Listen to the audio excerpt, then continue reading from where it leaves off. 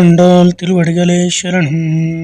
குத்து விளக்கெரிய கோட்டுக்கால் கட்டில் மேல் மெத்தென்றா பச்சிஞ்சா எனத்தின் மேலேறி கொத்தலர் பூங்குழல் நப்பின்னை பொங்கமேல் வித்துக்கை டந்த மலர் மார்பா வாய் திறவாய் மாய்த்தடா சென்கின்னாய் நீ என் மணாளனை எத்தனை போதும் துயிலெழா ஒட்டாய்காண் இத்தனை ஏலும் பிறவாத்த கில்லாயால் తత్వ మన్లు తగవేలో రెంబావాయ్.